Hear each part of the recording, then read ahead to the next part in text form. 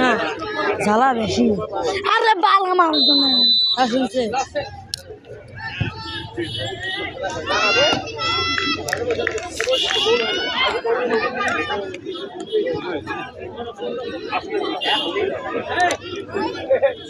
বাড়ি দূষণ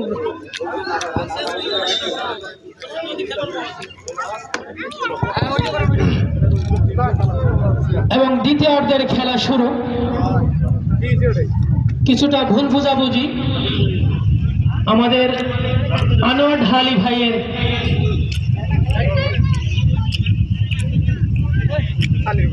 দুঃখিত, সম্ভবত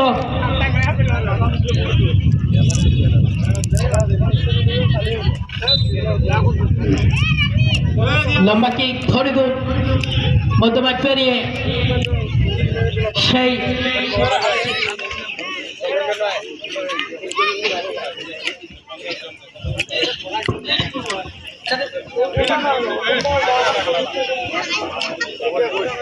মধ্যমাঠ পেরিয়ে সেই রতন আমরা জহরুল লম্বা কিক ডেবক্সে ঢোকার চেষ্টা শিমুল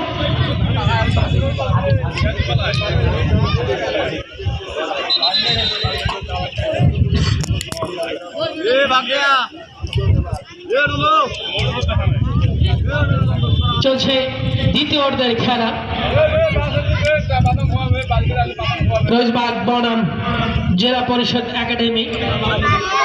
লম্বা কিক মধ্যমাঠ পেরিয়ে হেড করার চেষ্টা, প্রতিপক্ষ খেলোয়াড় প্রস্তুত, ডেবক্সে ঢোকার চেষ্টা, আবারও দেবসীমের মধ্যে বল কি হবে দেখা যাক। গোলরক্ষক ফরিদুল সুন্দরভাবে বলটিকে তালুবন্দি করলেন, যার কারণে কোনো বিপদ নয়, তার দল সুন্দর একটি বিপদ থেকে কিছুটা রেহাই। এবং লম্বা কিক হেড করলেন খোরশেদ, সেখান থেকে আবারও নাজিম, মধ্যমাঠ পেরিয়ে জাহিদ, আবারও সন্তোষ।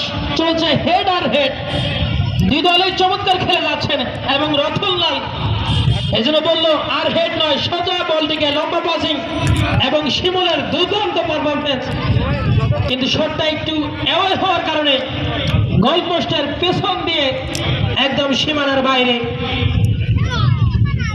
এবং লোটাস লম্বা কিক করে মধ্যমাঠ পেরিয়ে বলকে ক্লিয়ার করার চেষ্টা এবং নাজিম বলকে যেন সোজা টাটা বাই বাই করে দিলেন। তার চিন্তা ভাবনা যে বল এদিকে আসা যাবে না, এদিকে আসা মানে আমার দলের বিপদ, যার কারণে দূরপাল্লার শট। ওইদিকে প্রস্তুত জাহিদ, মরিয়া হয়ে আছেন ওখানে হাবিব, হাবিব থেকে আমারও রাজ্জাক, দেখা যাক কি হয়, প্রচেষ্টা চলছে। আবারও জাহিদ দেবক্সে ঢোকার চেষ্টা, হেড করবেন কি হয় দেখা যাক। হেড করলেন কিন্তু প্রতিপক্ষ খেলোয়াড় নয়, হেড করলেন সন্তোষ এবং কিছুটা সেফ, বিপদ মুক্ত। কিন্তু আরেকটি বিপদ সেই কর্নার, যেটি 50% চান্স থাকে গোল হওয়ার, যদি মাথার বলে এক হয় তাহলে সোজা গোল বরাবর। দেখা যাক তারা সমতা ফিরিয়ে আনতে পারে কিনা।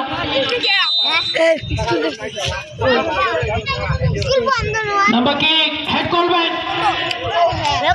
কিন্তু হেড না হওয়ার কারণে, মাথায় আর বলে না হওয়ার কারণে শরীর লেগে বল সোজা গোল পোস্ট পেরিয়ে সীমানার বাইরে। আউট রোজবাগ স্পোর্টিং ক্লাবের অনুকূলে।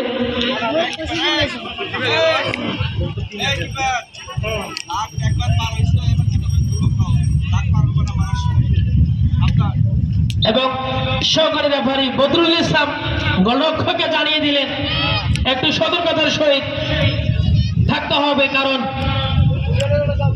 গোলপোস্টের যে এরিয়া সেটি মানতে হবে। একটু যদি ভুল হয়, একটু ত্রুটি হলেই বিপদ হয়ে যাবে। চলছে মধ্যমাঠে হাড্ডাহাড্ডি লড়াই, কিন্তু আনোয়ার ঢালি সহকারী রেফারি পতাকা ইশারা করে জানিয়ে দিলেন বল সাইড লাইনের বাইরে। কাউন্টার অ্যাটাকে ছুটছে জেলা পরিষদ একাডেমি, কি করবেন, লম্বা কিক নিবেন কিনা।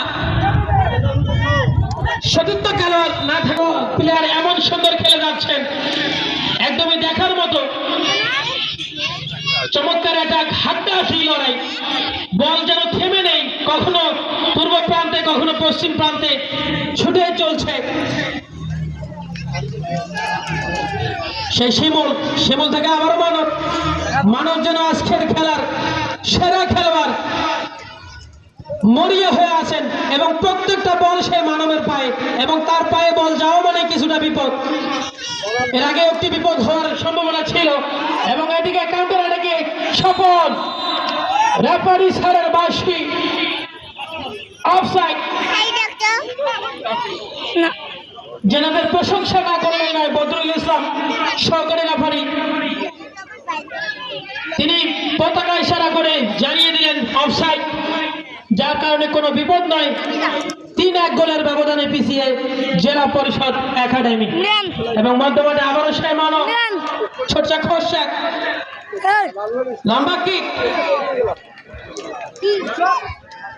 গোলরক্ষক যেন স্থির থাকতে পারতেছে না, বারবার অ্যাটাকিং এর রোজবাগ স্পোর্টিং ক্লাবের খেলোয়াড়গণ এবং প্রতিপক্ষ খেলোয়াড় জেলা পরিষদও থেমে নেই, চেষ্টা করে যাচ্ছে, কিন্তু অ্যাটাকগুলো এত সুন্দর, এত চমৎকার, এত হাড্ডাহাড্ডি হচ্ছে যা একদমই দেখার মতো।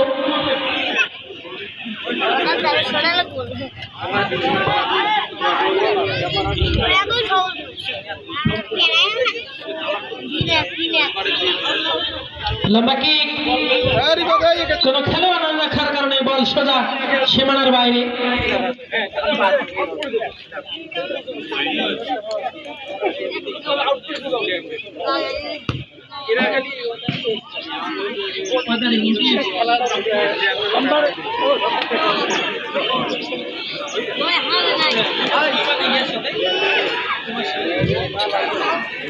সুপ্রিয় দর্শক, ইতিমধ্যে আমাদের কাছে আরেকটি নতুন মেসেজ। আগামী 29 তারিখ সোমবার দ্বিতীয় রাউন্ডের দ্বিতীয় খেলা আমাদের পার্শ্ববর্তী এলাকা তালুক হরিদাস যুব সংঘ 11 টেপারহাট বনাম লালমনিরহাট স্টেডিয়াম পাড়া স্পোর্টিং ক্লাব। দুই দলের আপনারা জানেন যে টেপারহাটের যে উল্লাস, ব্যান্ড পার্টি এবং চমৎকার তাদের আয়োজন ছিল। আপনাদেরকে আগাম আমন্ত্রণ জানাচ্ছি যে দ্বিতীয় অর্ধের খেলা দুই দলে সেই হাড্ডাহাড্ডি যেন বাগে বাগে লড়াই, সেই লালমনিরহাট স্টেডিয়াম পাড়া বনাম তালুক হরিদাস যুব সংঘ 11 টেপারহাট। যেনারা কোথাও গেলে, খেলতে গেলে তাদের সঙ্গে ব্যান্ড পার্টি, নাচা গানা সবকিছুই থাকে।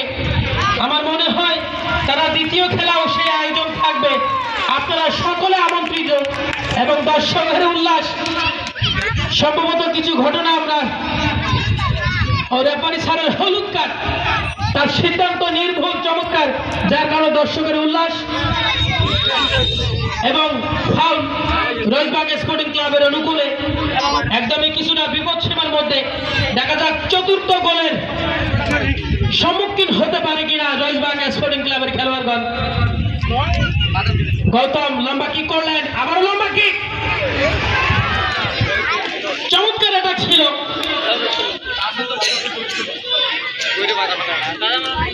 কিন্তু কোনো বিপদ নয়। শটটা সুন্দর ছিল, হয়তোবা গোল হলেও হতে পারত, কিন্তু কোনো গোল নয়। বল সোজা সেকেন্ডের বাইরে, থ্রোইং এবং ছুটছে জেলা পরিষদ একাডেমি এবং পরাস্ত করলেন নাজিম। আবারও থ্রোইং জেলা পরিষদ একাডেমির অনুকূলে জাহিদ। রেফারি স্যারের বাঁশি এবং কাট, হলুদ কাট। গৌতম তাকে সতর্ক করে দিলেন। শিমুল দুঃখিত, হলুদ কার্ড খেলেন এবং রেফারি স্যার রাসেল ঢালি জানিয়ে দিলেন, সতর্ক করে দিলেন, এভাবে ফাউল করা যাবে না।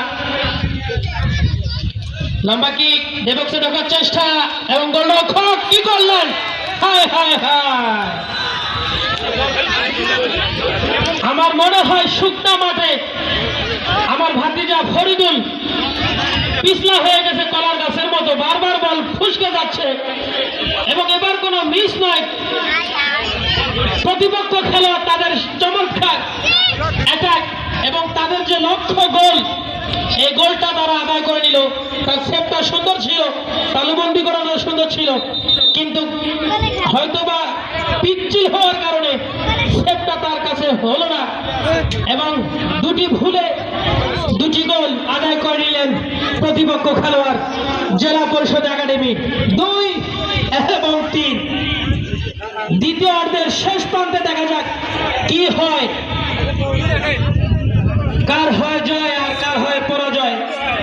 যেহেতু এখনো সময় বাকি, 1 গোল বেশি ব্যবধান না, 3-2 গোলে।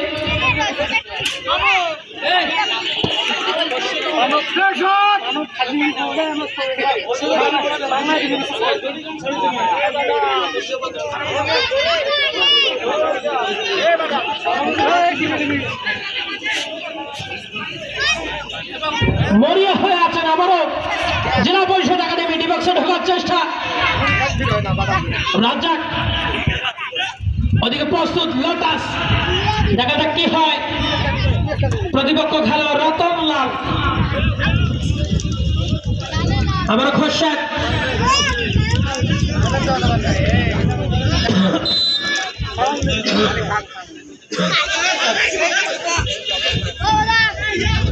বদরুল ইসলাম জানিয়ে দিলেন ফাউল জেলা পরিষদ একাডেমির অনুকূলে। দেখা যাক কি হয়, আমারও সেই ভুল হয় কিনা। লম্বা কিক কিছুটা অ্যাওয়ে হওয়ার কারণে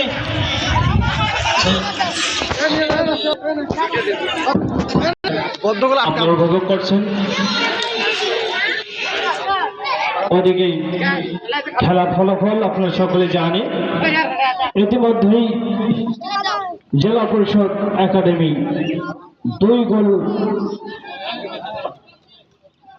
2 গোলে তারা রয়েলবাগ স্পোর্টিং ক্লাবকে এবং রয়েলবাগ স্পোর্টিং ক্লাব 3, জেলা পরিষদ একাডেমি 2, 3-2 গোলের ব্যবধানে খেলা মোটামুটি 2 দলেই তাদের শক্তি প্রদর্শন করছে।